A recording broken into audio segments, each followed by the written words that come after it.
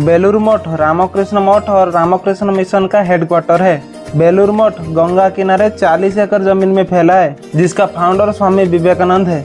इन लोगों के किसी भी धर्म से कोई ताल्लुक नहीं है, वो भी यहाँ पर आध्यात्मिक शांति के लिए बेलूर मठ आते हैं। बेलूर मठ में स्वामी विवेकानंद ने अपने जीवन के अंतिम दिन गुजारे थे। स्वामी विवेकानंद ने इसी मठ भूमि में 1898 में श्री रामकृष्ण परमहंस की पवित्र अस्थि कलश अपने कंधों पर उठाकर लाए थे और पूजा विधि स्थापित किए थे। गंगा तट पर बने बेलूर मठ परिसर में आपको श्री रामकृष्ण देव, माँ शारदा देवी और स्वामी विवेकानंद के मंदिर है, जहाँ उनकी अस्थियां रखा गया है। स्वामी विवेकानंद और श्री रामकृष्ण परमहंस जी के अन्य शिष्य भी यहाँ पर रहे थे। माँ शारदा देवी भी यहाँ पर कई बार आई थी।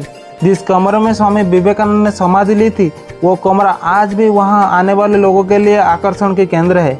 एक विश्वविद्यालय, एक डिग्री कॉलेज और कई एजुकेशन इंस्टीट्यूट बेलूर मठ के पास बने कैंपस में चलते हैं। संन्यास लेने से पहले स्वामी विवेकानंद के नाम नरेंद्रनाथ दत्त था। उनके जन्म 12 जनवरी 1860 में कोलकाता में हुआ था। नरेंद्रनाथ 16 साल की उम्र में कॉलेज के दौरान श्री रामकृष्ण परमहंस के संपर्क में आए। श्री रामकृष्ण की महासमाधि के बाद स्वामी विवेकानंद ने सन्यासी के तौर पर पूरा देश की यात्रा की। स्वामी विवेकानंद ने 1893 में अमेरिका चले गए और वहां 11 सितंबर से 27 सितंबर तक चिकागो में धर्म महासभा के मशहूर भाषण दिए। Sisters and brothers of America, वो स्पीच अमेरिका के दिलों में छा गया। उन्होंने अमेरिका और इंग्लैंड में प्रचार और प्रसार करने के बाद 1897 में भारत वापस आ गए। भारत वापस आते ही स्वामी विवेकानंद ने रामकृष्ण मिशन की स्थापना की, जहां 4 जुलाई 1902 को स्वामी विवेकानंद की निधन यही बेलूर मठ पर हो गया। रामकृष्ण मठों की शुरुआत श्री रामकृष्ण परमहंस की पुरानी शिष्य ने 1886 में बराहनगर कोलकाता में एक पुरानी घर से की थी। 1891 में मठ को आलम बाजार के एक दूसरे मठ पर शिफ्ट कर दिया गया। रामकृष्ण मिशन रामकृष्ण मठ के विशेष सेवा विभाग के तौर पर शुरू किया गया था। मुक्ति और दुनिया की कल्याण के लिए साधन करना रामकृष्ण मठ और रामकृष्ण मिशन के उद्देश्य था। भारत और पूरी दुनिया में इस समय मठ और मिशन की कुल 194 शाखा है। मठ और मिशन कुल 14 हॉस्पिटल, 116 क्लिनिक और 57 मोबाइल क्लिनिक चलाता है। बेलूर मठ कैंपस में कुल 8 मंदिर है। पहला श्री रामकृष्ण मंदिर, जिसे 14 जनवरी 1938 में बनाया गया था। इस मंदिर में रामकृष्ण परमहंस की पवित्र अवशेष रखा गया है। दूसरा है पुराना मंदिर, जो कि रामकृष्ण मंदिर के उत्तर पूर्व में है। ये वही पुराना मंदिर है जहां जनवरी 1851 में नया मंदिर बनने तक श्री रामकृष्ण परमहंस की पूजा होती थी। यहाँ स्वामी विवेकानंद और उनके गुरु भाई रोज पूजा और ध्यान किया करते थे। तीसरा है स्वामी विवेकानंद की कक्ष, जो कि पुराने मंदिर के दक्षिण पूर्व में स्थित है। इस कमरे में स्वामी विवेकानंद रहा करते थे। यही 4 जुलाई 1902 को स्वामी विवेकानंद ने महासमाधि ली थी। चौथा है स्वामी ब्रह्मानंद मंदिर, जिनका स्थान रामकृष्ण देव की 16 शिष्यों में स्वामी विवेकानंद की ठीक बाद था। वो मठ और मिशन के पहले अध्यक्ष थे। जिस जगह पर स्वामी ब्रह्मानंद की अंतिम संस्कार हुआ है, वहीं पर यह मंदिर है। मंदिर का निर्माण 1924 में पूरा हुआ था।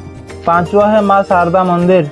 माँ शारदा की मंदिर गंगा के स्नान घाट पर मौजूद है। मंदिर का निर्माण 21 दिसंबर 1921 को पूरा हुआ था। जहां माँ शारदा देवी की अंतिम संस्कार हुआ था, वहीं पर यह मंदिर है। माँ शारदा देवी को गंगा से बहुत लगाव था, इसलिए यह मंदिर का द्वार गंगा की ओर है।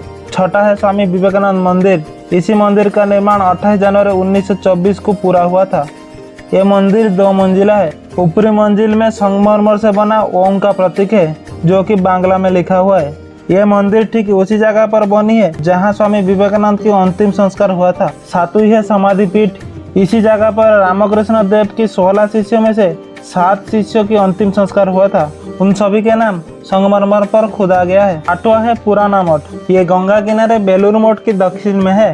पहले ये जगह नीलांबर मुखर्जी के नाम के एक आदमी की थी, जिस वजह से इसे नीलांबर मुखर्जी गार्डन हाउस के नाम से जाना जाता है। बेलूर मठ तैयार होने से पहले माँ शारदा देवी यहाँ कई बार ठहरी थी। मंदिर के कैंपस में आपको स्वामी प्रेमानंद मेमोरियल देखने को मिलेगा। स्वामी प्रेमानंद की जन्म 10 दिसंबर 1861 में वेस्ट बंगाल के हुगली डिस्ट्रिक्ट में हुई थी। स्वामी प्रेमानंद की एक्चुअल नाम है बाबूराम महाराज। इन्होंने 1902 से 1916 तक बेलूर मठ में रामकृष्ण मिशन के जितने भी सारे अफेयर होते थे ये सारे मैनेज करते थे। दोस्तों ये थी बेलूर मठ की हिस्ट्री और कैंपस के पूरा डिटेल। अभी मैं आपको बताऊंगा अगर आप बेलूर मठ आना चाहते हो तो उसका कम्युनिकेशन सिस्टम क्या है। दोस्तों बेलूर मठ हावड़ा ब्रिज से 6.5 किलोमीटर और दक्षिणेश्वर काली टेम्पल से 4.5 किलोमीटर की दूरी पर है। हमने दक्षिणेश्वर काली टेम्पल में माँ काली का दर्शन और मंदिर परिसर में घूमने के बाद बेलूर मठ के लिए रवाना हुए। आप अगर दक्षिणेश्वर काली माता वाला वीडियो नहीं देखें तो जाके देख सकते हैं, मैं उसको आई बटन और डिस्क्रिप्शन में दे दूंगा। दक्षिणेश्वर काली मंदिर से बेलूर मठ आने के जो बेस्ट तरीका है ना वो है बोट के माध्यम से आना। आप चाहो तो ऑटो टैक्सी ओला करके भी जा सकते हो। गंगा नदी में बोट का सफ़र का मज़ा ही कुछ अलग है। और ये लेके आपको पूरा बेलूर मठ के बगल में गंगा नदी के किनारे पे ही छोड़ेगा। दोस्तों दक्षिणेश्वर काली मंदिर का ट्रैवल के बाद हम फाइनली आके पहुंच चुके हैं बेलूर मठ। रामकृष्ण उन्हीं का मूर्ति है मंदिर के अंदर में। ये एक मठ है। इसका जो आर्किटेक्चर काफ़ी पुरानी आर्किटेक्चर है।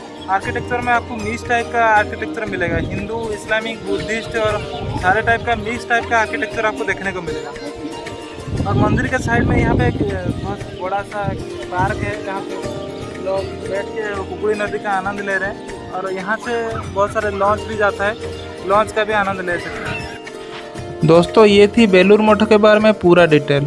बेलूर मठ में विजिट करने का एक्सपीरियंस काफ़ी अच्छा रहा। दोस्तों क्या आपने कभी बेलूर मठ गए हैं?